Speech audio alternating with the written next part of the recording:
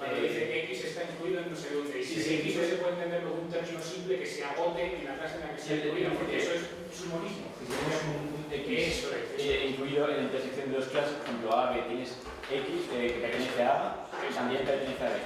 Lo que dice es que X no se puede reducir a A y no se puede reducir a B, pero es que a mí la impresión que me da es... Porque X es parte de un proceso, que está en la perspectiva lógico-material. A mí la impresión que me da en estos pasajes es que está metiendo en los conceptos de la lógica cosas que no están ahí. O sea, cosas como reducción, que se agota en... y esas cosas... Tiene una perspectiva filosófica muy particular de la lógica, no está hablando de lógica sin más. Claro, pero no, pero es decir, la afirmación de que cuando X pertenece a dos clases a la vez y no se reduce a ninguna de ellas, ¿por qué aceptarlo? Esa es la verdad. Pues porque entonces X es un término que se agota en sí mismo, es un término simple, y eso es precisamente lo que no podemos aceptar desde la perspectiva materialista. Pero la simplicidad conota ausencia de parte, no que no esté incluido. Bueno, estas son cuestiones un poco más concretas. Casi que se nos está acabando el tiempo y son cuestiones muy interesantes. Simplemente quería decir que se supone que, o al menos lo que estoy viendo, que estamos intentando con estas formulaciones, intentar, como a algunos se lo parece, definir qué es M, pero yo creo que lo que tú estás buscando, y creo que con esto concuerdo con lo que ellos dicen, lo que estás buscando al buscar una determinada fórmula es reducir M a M3, sin darte cuenta. Cuando buscas una forma explícita de decir M3 es esto, estás ya cambiando precisamente lo que es M, que solo se define por un proceso negativo. Eso, desde luego que no lo he presupuesto también. Y la posibilidad de crear una ciencia categorial, que es lo que estás tú más o menos diciendo, desde la ontología, porque si puedes dar conceptos unívocos, ¿no estaría reduciendo la ontología a una ciencia categorial? Bueno, yo creo que es una ciencia que estudia la teoría. No que lo sea, sino que la precisión. Ni puede ser, ni a ninguna persona por el estilo. Y bueno, los conceptos unívocos, los términos son unívocos, no los escritos. Y lo de la univocidad, la analogía, todas estas cosas que has sacado también, son conceptos que en las lecciones clásicas están bastante bien. No quiero decir que todos los conceptos sean unívocos, ni que la conciencia, es más sencilla. Los que son simplemente que el programa de difusión tiene varias interpretaciones en el sistema de bonos, por tanto los postulados no deben tenerla, y eso es problemático porque no se sabe cuál es la interpretación sobre él o no. Y la segunda crítica es que el uso de estos símbolos para representar, porque se confía, relaciones ontológicas presupone que ese símbolo tiene las mismas propiedades formales que esas otras relaciones, y eso no ha sido demostrado. Eso es puramente mi argumento, esto no presupone que n sea igual a n3, no sé muy bien qué quería decir eso, la verdad, pero desde luego que no... Yo no lo veo solucionar. A ver, dice la página 13, dice, el formalismo más puro hay, por lo menos, tanta sin razón como razón hay en el comportamiento común. El rigor formal es solo para la filosofía un caso particular que se toma de ya. Y por ello es tan improcedente divinizarlo como ignorarlo. Bueno, entonces, esto no hay que divinizarlo, pero yo lo que diría es, estas fórmulas son válidas siempre y cuando haya una nota a pie de fácil. Es decir, si tú haces una fórmula y luego la explicas, y te estoy hablando de M en este sentido, de E en este sentido, o de lo que sea en este sentido. Claro, son válidas. sería... Es decir, especificar. Y entonces, porque como hay una ambigüedad constitutiva, no es que sea una ambigüedad por confusión del autor, es que la materia misma es así. Es decir, la filosofía es abierta y por tanto ambigua, o polisémica, o análoga. No es científica, es decir, no es unívoca. Entonces, siempre y cuando estas fórmulas lleven a acompañar un escolio, perfecto. ¿Qué es lo que hace? Bueno, cada fórmula ya dentro un escolio. Yo diría que además eso tiene que ver con... Sí, no, sí. ¿Seguro? Yo diría que eso tiene que ver, decías antes, es que las ideas no sé si pueden ser equívocas o no. Yo creo que tiene que ver con lo que decimos antes de qué se considera idea desde el materialismo filosófico. En la medida en que las ideas son concatenaciones de sentidos alternativos o hipóstasis, digamos, que proceden de incompatibilidades o inconmensurabilidades de conceptos, esa equivocidad de la que hablaba él requiere estar siendo constantemente clarificada. Sí, no sé, hay algo que no he entendido lo que has dicho, que las ideas son la incompatibilidad entre conceptos. No sé muy bien qué trata de decir. O sea, la incompatibilidad es una relación entre conceptos, ¿no? Incompatibilidades entre conceptos categoriales, nos bueno, queda. sí, es la cosa que decía. Bueno, yo creo que se está refiriendo a que las ideas surgen del entrecruzamiento de la simploqué, ¿no?, de los conceptos. ¿No? Cuando tú vas contrarrestando un concepto en distintos campos categoriales y hay veces que chocan entre sí. ¿El choque en qué consiste? La Por ejemplo, intersección entre conceptos. Claro. La intersección Sí, entre más conceptos es la idea. significativa. ¿Qué tienen en común estos conceptos? Pues eso es una idea. Bueno, más o menos. Podría... Conceptos que desbordan su campo y en ese sentido no se puede tratar todos desde el mismo campo. Y a veces eso que tienen en común tiene, digamos, alguna sustancia y otras veces no. Otras veces es una hipótesis. ¿Puedes decir un ejemplo de esto que no sea de fuerza? Pues, por ejemplo, la idea de felicidad procede de distintas concepciones de la felicidad que podrían estar, por ejemplo, circunscritas en campos categoriales como la felicidad desde la psicología o la felicidad de la sociología, como el estándar de Gini o lo que fuera. Entonces, todas las ideas son digamos, hipóstasis, o bueno, no todas son hipostáticas, pero sí que son aquello que tienen en común los distintos conceptos que hacen alusión a un término que se vuelve equívoco, y muchas veces eso que tienen en común no tiene ninguna realidad, si quieres, más allá de la hipóstasis de que son esas cosas que se tienen en común. Y justamente lo que se hace cuando se analiza por separado cada idea, la idea de izquierda, la idea de felicidad, es justamente tratar de ver qué realidad tengan, ¿no? De dónde vienen, qué distintas acepciones tienen esas distintas ideas. Y entonces lo que interesa sobre esto, cuando aplicado a lo que estábamos hablando, es que esa nota a pie de página de la que hablabas es precisa siempre en el proceso dialéctico de explicación de estas fórmulas, justamente porque al tratar con ideas y no con conceptos, que yo creo que es lo que estaba diciendo él, necesariamente tenemos que desambiguar en qué sentido estamos hablando de materia. En este caso estamos hablando de materia ontológico general, que es una idea límite, crítica, regresivo crítico.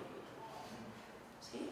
Sí, yo creo que yo también creo que es lo que estoy sosteniendo, que los postulados deben ser desambiguados, que las ideas, en algún sentido que vamos a desambiguar la idea, también se debe desambiguar. Pero si no desambiguar hasta cierto punto. Estamos viendo una ambigüedad de reglas distintas. O sea, cuando digo que un creador es ambiguo, es cuando no sé una... no es único. Bueno, es que la vamos a hablando aquí, yo creo que vale con eso. La noción no tienes un término y cuando es unívoco cuando en todas sus implicaciones se aplica por la misma razón. Es la definición que ha hecho que es Pedro Hispano, lógico, ya se llamaba. Decía que cuando un término es unívoco cuando, por ejemplo, tienes un término y lo aplicas a estos objetos. Cuando lo aplicas por la misma razón, o sea, cuando lo aplicas en una instancia y dices, bueno, ¿por qué lo estoy aplicando? Porque tiene tal propiedad este objeto. Y si es la misma razón en todos, es unívoco. Cuando es una razón totalmente distinta, entonces es equívoco. Pero cuando la razón se relaciona de ciertas maneras peculiares, es análogo. O sea, eso es lo que quiere decir de enología. La ambigüedad en las oraciones, cuando pueden estar designando estados de cosas distintos o proporciones distintas. No sé cómo decirlo de manera que no hablemos de proposiciones, de estados de cosas, que es un poco metafísico, pero cuando puedes interpretar una oración en sentidos distintos. Caso particular, los postulados materialistas de antropología materialista son ambiguos porque sus símbolos no tienen un significado claro. Eso es cómo se basa en conclusiones. Entonces, el postulado 1, por ejemplo, el postulado 2 me parece más adecuado porque es más claro que lo que quiere decir. Por lo menos me parece más claro el de MI incluido en M. Eso entonces, si esto es verdad, es ambiguo, entonces no va a ser postulados sino muchos. Una clase de postulados entera. Y si además lo que tú crees es verdad, que cada una de las ideas de las ideas relacionadas tienen también distintos sentidos, entonces para cada postulado pues habrá toda otra clase de postulados que no interpretes esas ideas. Bueno, si eso es así, y por lo menos que eso aclararía bastante la cuestión de la ambigüedad. Pero entonces, ¿cuáles son los postulados? ¿Son todos? Porque si son todos, cuanto más postulados tienes, cuanto más proposiciones básicas tienes, digamos, peor, ¿no? Tendrías que justificarla, ¿no? Yo creo que eso es algo que solamente se puede sostener desde una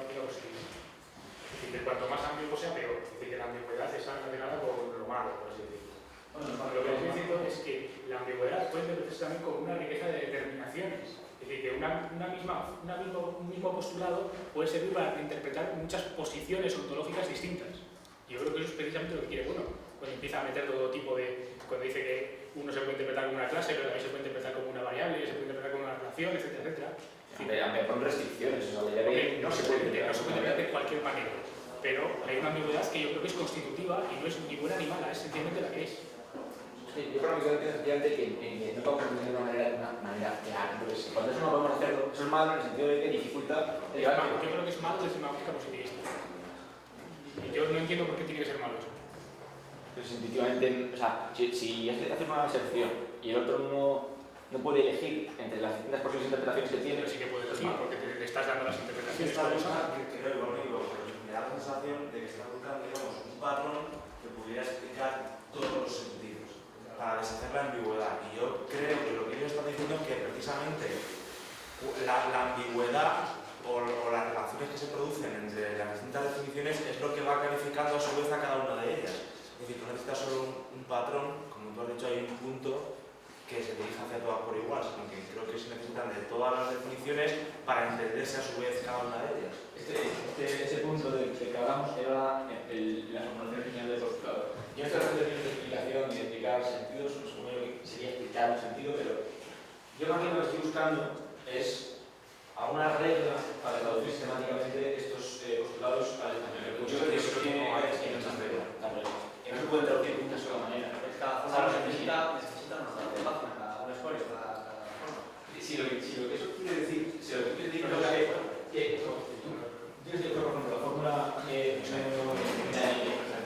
yo lo que estoy buscando es alguna manera en la que no pueda expresar eso sin el lenguaje de la lógica de la teoría de conjuntos y sin metáforas, por ejemplo, sin expresiones vagas, o no todas las expresiones vagas se puedan reducir a algún tipo de expresión literal y máximamente cercana a... se podría decir si coges el tipo y si borras las fórmulas y te lees solo los párrafos.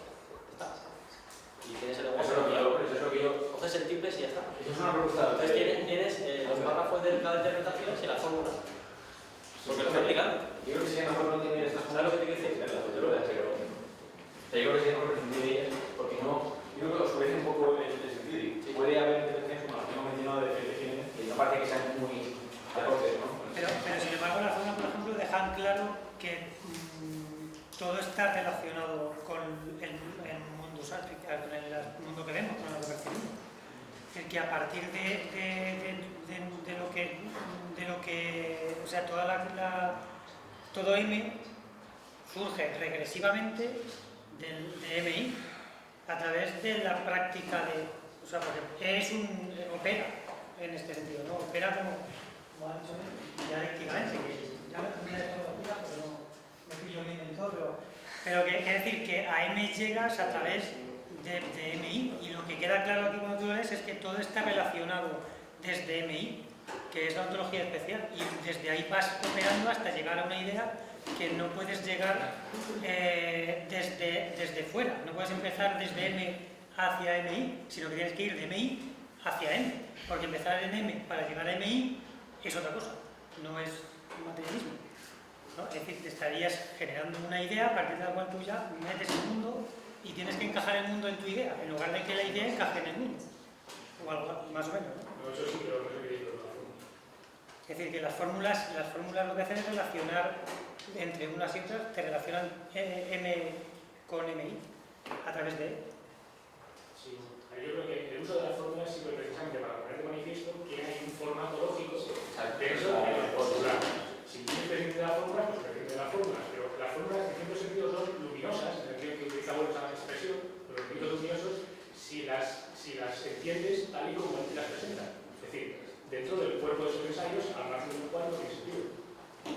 Si los quieres presentar como una sincronización de esto como una cosa unívoca o que no puede admitir más sentidos que uno, pues evidentemente lo que va a hacer es confundirte completamente. Pues sí, pues prescindir de ellas, pero yo creo que tienen unas cualidades críticas que son precisamente para el manifiesto que un postulado ontológico no es un mero ruido lingüístico, sino que tiene un formato lógico, que hay operando unas ideas que tienen una sustantividad y que están ahí, que se pueden representar muy artificiosamente todo los problemas que tengáis que no se pueden resultar. Yo creo que tiene esa virtualidad crítica. Pues así, claro, si te las tomas de una formal estricta, pues... Hombre, no puedo decir la forma de esa es una reflexión bastante... o sea, está abierta, pero yo creo que por lo menos hemos llegado a unas conclusiones yo hemos llegado a esa conclusión de la ambigüedad, que el propósito de las fórmulas bueno es el de dar la justificación, digamos, dar una confirmación para la hipótesis de la sistematicidad de las ideas, que habría que ver si realmente funciona. O sea, mi tesis es que la hipótesis de la sistematicidad de las ideas no es falsa, pero esta confirmación en particular quizá no le da todo el apoyo que necesitaba. Pero bueno, estos son cuestiones... hemos avanzado un poco, pero tenemos que dejarlo ya porque es una pregunta, ¿cómo habéis conocido esto? ¿A través de qué medio? por Facebook, ¿Por Facebook lo habéis conocido? Por Facebook, WhatsApp. Para la próxima sesión... Dentro de 15 días, a ver si podemos hacer otro. Sí, está muy entendido, pero la idea sería tratar la ontología especial